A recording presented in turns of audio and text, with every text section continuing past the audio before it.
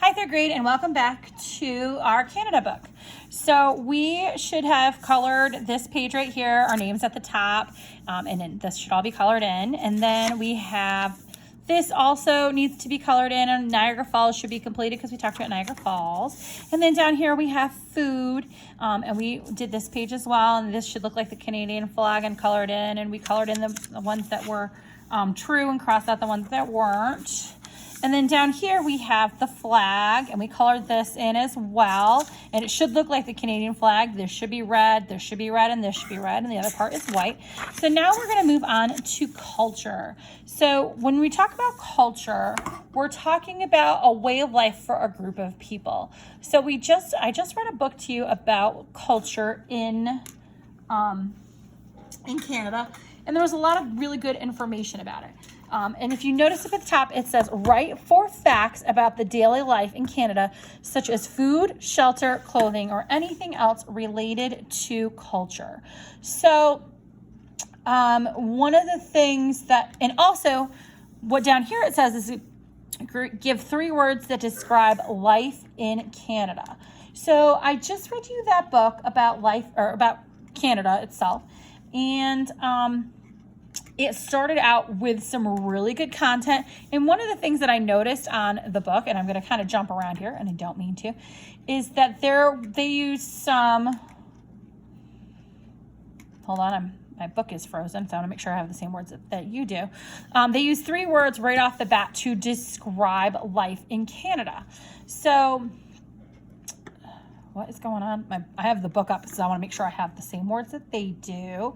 And I want to make sure that, give me 1 second, guys. Sorry, this was up and now it's just taking forever. There's Canada. So they had, on the very first page, it has 3 words about Canada. It says, this is Canada. And one of the things that they said was, it was wild.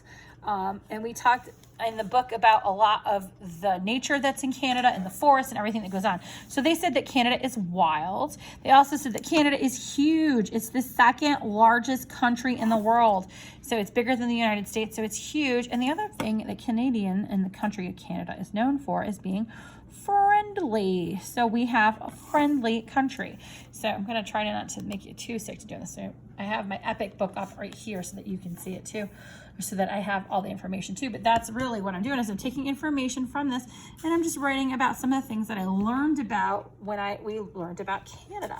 So now we're going to come over here. So we're going to write, we have 1, 2, 3, 4 facts that we're going to write about culture in Canada. So a way of life for people in Canada. And it can have to do with their food, their shelter, their clothing, or anything else related to their way of life. We already kind of talked about some of the things that, we did the 3 adjectives a little bit earlier there too. But one of the things I want to write about is that in Canada, they speak French and English. So Canada is mostly a bilingual country. Most people speak both French and English. Now, don't forget, you can stop this and pause it whenever you need to, if I'm going too fast for you. But I find that really interesting because it has a lot to do with how people communicate, which is a big part of culture. Because being able to communicate is very complicated, especially if you're going to speak 2 different languages. So the other thing I'm going to say about Canada is, I thought this is really interesting too, because it's so cold. A lot of the climate is very cold. People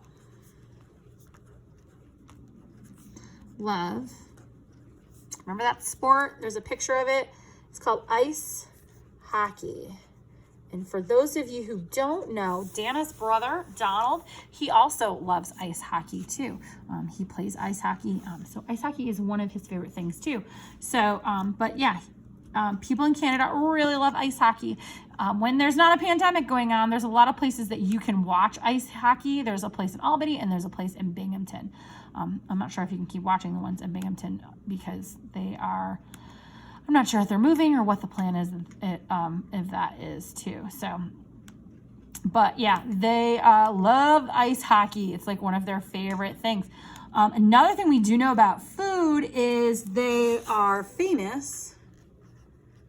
Canadian or Canada is famous for maple